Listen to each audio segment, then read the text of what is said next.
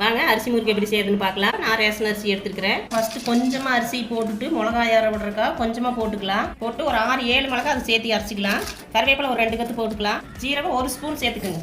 மிளகாயெல்லாம் நல்லா அரைச்சி வந்துருச்சு. நீ அரிசி போட்டு அரைச்சி எடுத்துக்கலாம். நைஸாக அரைச்சி எடுக்கணும். அரை விட்டுருச்சு. உப்பு மட்டும் போட்டு ஒரு 4 சுத்துட்டு எடுத்துக்கலாம். கல்லுப்பு போட்டு ஓரளவு கெட்டியாக ஆட்டி எடுத்துக்கோங்க. 1/2 கிலோ அரிசிக்கு 4 கிலோ கடலமாக சேர்த்துக்கலாம். சளிச்சு எடுத்துக்கலாம். ஓமம் 1 ஸ்பூனுக்கு வறுத்து அதில் சேர்த்துக்கலாம். எள்ளு ஒரு 20 கிராமுக்கு சேர்த்துக்கங்க. ஒரு சேரைக்கு பக்கமாக எடுத்துக்கோங்க. இதே மாவில் சேர்த்துக்கலாம். ஒரு கரண்டி எண்ணெய் நல்லா சூடாக்கி உள்ளே போட்டு பிசைஞ்சோம்னாவே நல்லா மொறுமொறுப்பு வரும். இதுக்கு டால்டாவும் வெண்ணையும் தேவையில்லை. எண்ணெய் மட்டும் இப்படி ஒரு கரண்டி ஊற்றி பிணைச்சிட்டோம்னா நல்லா மொறுமொறுப்பு வரும். இந்த பதம் வந்தால் கரெக்டாக இருக்குது. வர துணியில் ஒரு தட்டு மேலே வச்சு புளிஞ்சு எடுத்துக்கலாம். புளிஞ்சு எடுத்து போட்டோம்னா ஈஸியாக இருக்குது.